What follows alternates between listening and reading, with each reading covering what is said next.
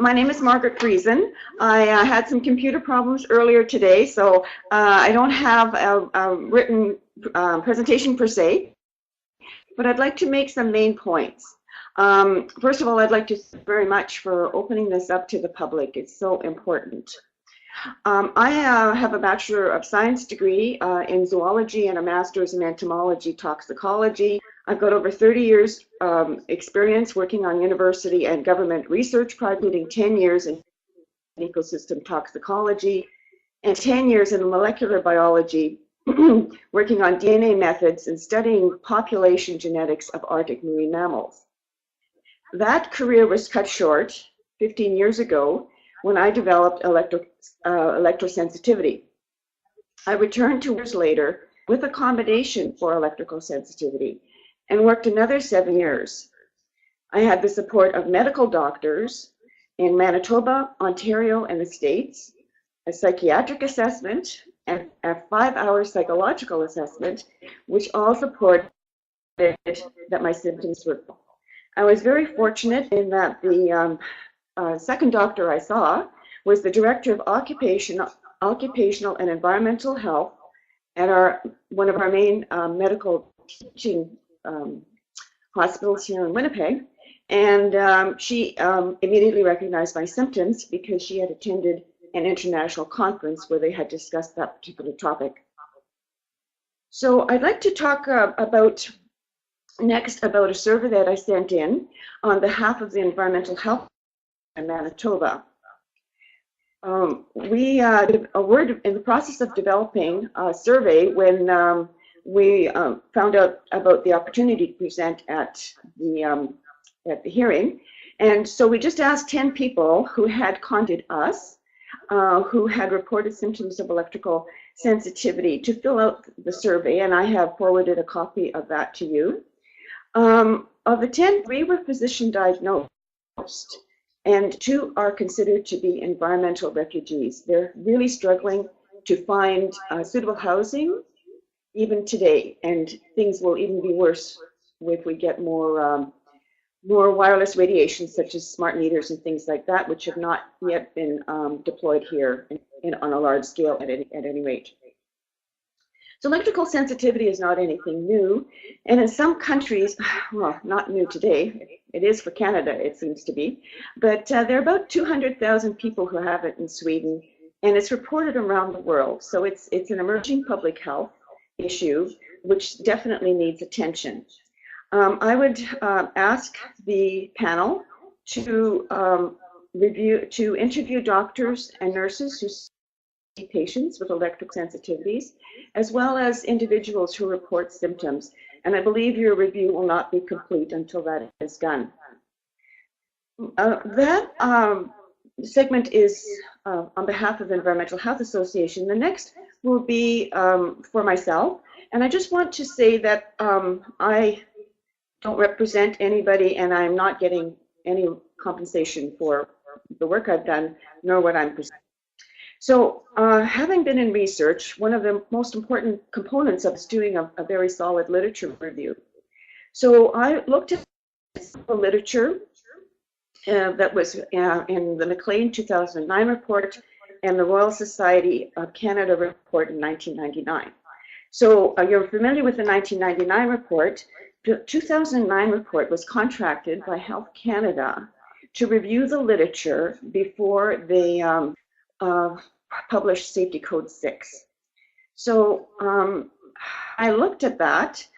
So that was handed in March of, and then the contract that Canada contracted Royal Society to do said that the literature was current up to 2009. It is not. There are references missing in McLean 2009 and references missing in the Royal Society report of 99. There's also declassified literature that's becoming available. That can be seen on the Magite. Just look under Zori Glazer, and there's lots there. You need a systematic review and full disclosure of all of the analyses, including consideration of outliers such as Magda Havis's work on heart. You need to look at the new EMF literature, Dr. Hardell, Dr. Davis, Dr. Herbert. You need to talk to people in doing science in this. Dr. Hero at McGill is doing excellent work, and Dr. Belpom in France is also doing leading edge work. Please pay attention to the letter that Dr. Herbert said about autism. It is truly alarming. So in conclusion, I think much work has to be done. I would hope that you would release the literature that Health Canada provided to you. If you cannot release that because of the terms of your contract, I want to remind you that you can send in an amendment. So just an amendment as release the literature, and that you can then release it to the public. Much of what we know has to do with having filed access to information requests, and what I would say is that this is not science inquiry at its best. So I hope that you will go back to the drawing table, take into account all the information that you've been provided, and come back with a proper and thorough, transparent, and rigorous results. Thank you very much. Thank you. I should point out that the report eventually will go to peer review with the draft report that is written by the panel, independent peer review, and we have already requested a peer reviewer from C4ST and the public. May I suggest something? Dr. Hero at McGill University would probably be an excellent reviewer on this. He did a segment in the Bioinitiative report. Could you send that name in to Russell by means of an email? Yes, I will. Yeah. At the Royal Society. The other thing I'd like to ask you is, what literature did Health Canada not give us? Well, we really don't know what they didn't give you because we don't have a list. And we have, and when I say we, there are people across Canada who have independently put in access to interests. Yeah. And one of those requests was specifically for the literature, and it was denied. So they won't, Health Canada won't release it to us. My understanding is that you can't because of the terms of your contract. So it would be really helpful to us to know what it is that you are looking at when you are reviewing Safety Code 6. You mean the mandate that they gave us? Is that what you're talking about? Not the mandate, but the list of literature, of course, too. I want to bring to your attention, have you seen your contract and what we are getting from Healthy Code 6 through Freedom of Information? I mean, we've got major things that are blacked out. How are we supposed to know how to address the panel when we don't even know the questions that are asked? We don't even know what literature you're receiving. We don't really know what your mandate is. This is very, I certainly hope that you improve the process. No literature from Health Canada. No literature. Well, okay, when, on page 1 of the statement of work, it says the current code reflects scientific literature published up to August 2009. So there was no literature that you received. I mean, that's all it said. That's it. We received no, you haven't received anything either. We haven't resigned a literature review, anything from Health Canada. Well, then why would they refuse to give it to us? Why wouldn't they just say we haven't had? No, any more than you do. Okay, well then what we will do, or I will do, is then compile a list of literature. My bibliography program got hung up, so I'm a little behind on that. But I do have a very decent list. I've got over 800 items in my bibliography, and so I will, once it's going, I will certainly look at that. The other thing I would suggest that you look at very closely is the submission made by Dr. Sears. She has a very comprehensive list.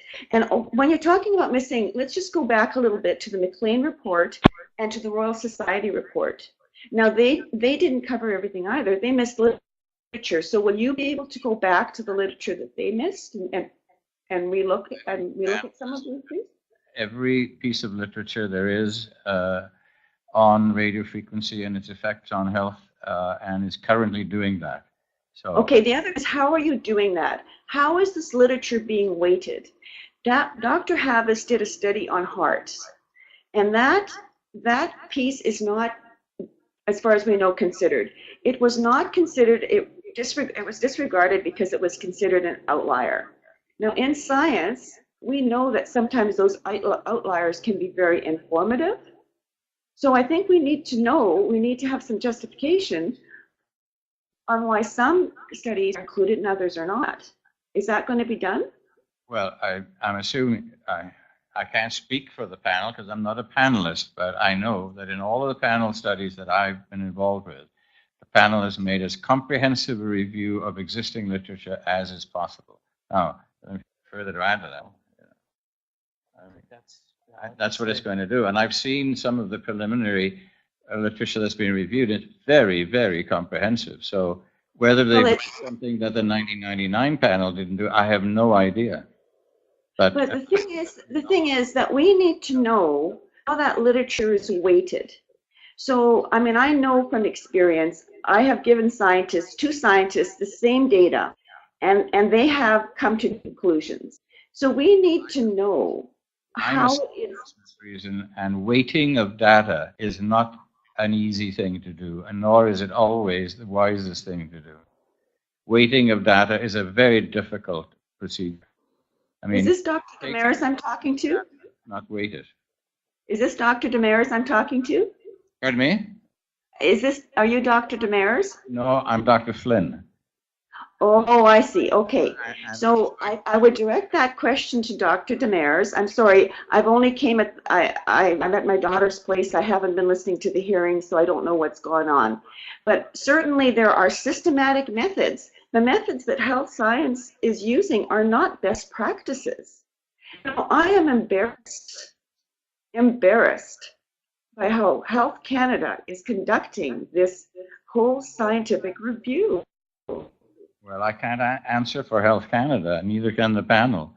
We're going to do what we're charged to do. And when the report is out, you and others will have an opportunity to peer review it. I'm not saying you specifically, but that will be peer reviewed by people that are credible within the field, and you'll see that report.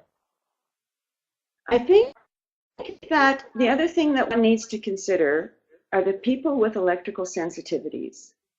These people are in dire need of proper attention. We have people here in Manitoba who've gone to see doctors with symptoms, and the doctors are not trained to recognize the symptoms. People are being over-medicated, they're being wrongly diagnosed. That's the other thing I hope that the panel will do, is to certainly look at that subject very, very closely. The panel is to listen to everything that people are saying and have said this morning and this afternoon, and take it into serious consideration. I can give you that assurance. All right. Does anybody have any questions? Any of the panelists? Oh yeah, I don't know if I mentioned this, but you know, there's a fellow doing research in France called Dr. Belpom, and I would recommend that that the panel also interview that particular scientist.